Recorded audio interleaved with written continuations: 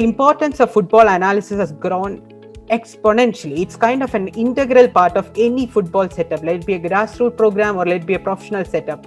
Right now, we might have a complete analysis department up to 10 analysts working on a match and giving input, output.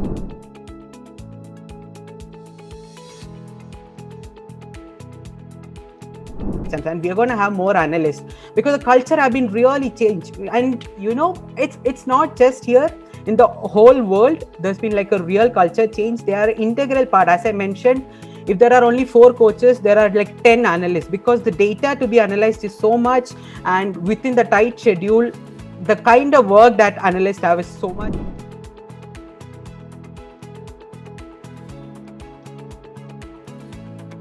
Artificial intelligence, do you think any person can make this 150 parameters like for every match that's happening in the professional football? So to get that accuracy and to get that much work of done, a lot of startups have put money into research, and they have been making algorithms and using artificial intelligence to achieve that. Okay, so we have this 24 report. As I mentioned, do you think the player will be able to interpret it? No. Consider this. Ronaldo and Messi is in your team, and they have an analyst. An analyst go and show, see, you have missed these 5 passes. And Ronaldo and Messi being in that intensity, do you think he'll be able to recollect that moment? It's really difficult. Most of the actions they do on the pitch, it's very natural. That's what they do. So it's very difficult to recollect. And that's where video really plays. Like when Ronaldo sees that 5 actions, and as an analyst or coach is saying, this is where you have to improve, there he can't deny anything. That's the relevance of video. And so even if like artificial intelligence take over, at the end they're going to relate back to videos, and they will have to feedback that way, and that's what the future lies. And here again, players are visual learners, and this actually comes from research as well. Like we all, the human beings, we will be only convinced when we see it with our own eyes. If someone else says to me, I'll have my own reasons of saying no, that's you're being subjective. But when we actually show the video and we see ourselves, there's no going back from there. And that's, as I mentioned, it's a global standard. Video is used as the best medium to convey what the coaches want, what a psychologist want, what a sports scientist want, or what the physios want. It's the best medium used all throughout the world to convey or to get their feedbacks to the players. So consider the preseason is over. Okay, the first week of the tournament is starting. We have a match on Saturday, and different staff will have different objectives, right? For a sports scientist, it might be getting that player to that acceleration. For a sports psychologist, it can be that you want him to be mentally prepared to walk less during a match. So how can you do it? In training, if he's walking, the sports psychologist ask the video footage from the analyst, and he'll be able to show, see, this is what I want you to reduce. And now for the coach, he's working on back 4. He wants to reduce the space between like a center back or a wing back. And what he does is he shows the video, and he'll be able to relate like really quickly. So for all this, video is like the protection part is really important. So it comes like as a major responsibility of the analyst to record every training and have that database ready.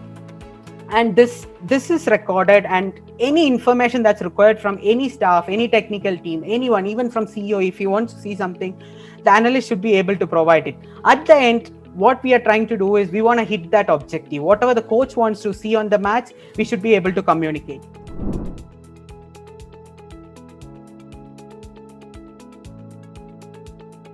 You can see like every top team having tablets like just placed close to them. One action happens, the coach wants to see what really happened. What he looks is like directly into the tablet. Analysts would have fed it with the latest technologies, internet, with some writing. See, this player was out of position, and they change strategy during the game. The game has been so rapid that like even the live 90 minutes analysis plays such a big role.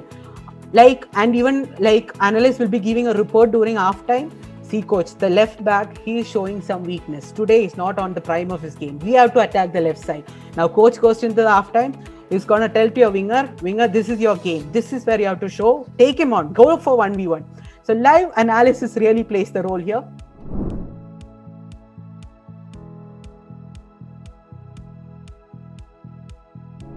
First and the primary most important considered, knowledge of the game.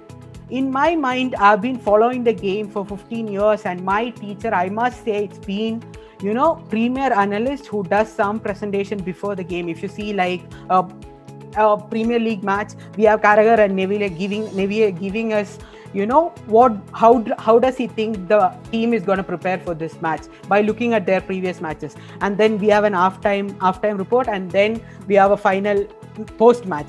So seeing this and building a knowledge of the sport, or understanding what decision is better in what situation, I think that's one of the key skill that analysts should definitely have. The next skill that I think is very relevant is building relationship with coaches and players. We might have a lot of things in our head, but this is delivered only when it's conveyed in a good manner to our coaches and players. For that, relationship really matters. They need to trust us. They need to believe in us. They need to see that whatever we say makes sense. For that, we need to have a very good bonding or relationship. So able to maintain those relationships is, I think, a very clear, good skill set to have. Next thing is that, as I mentioned, the flexibility or effectively reacting to feedback. What I'm just going by the Indian coaches. What Kali Jamil coach wanted will be completely different from what Thangboy coach wanted. So we should be able to take that feedback and evolve ourselves as an analyst for that coach. We can't put that these are the things that analysts will be doing and this is what we can produce. That's never going to work out. Different people will have different demands, and that's why effectively reacting to feedback is like a very important skill set to have. Next is data consciousness. Like as I mentioned, just after every match, getting a 24-page report is no joke.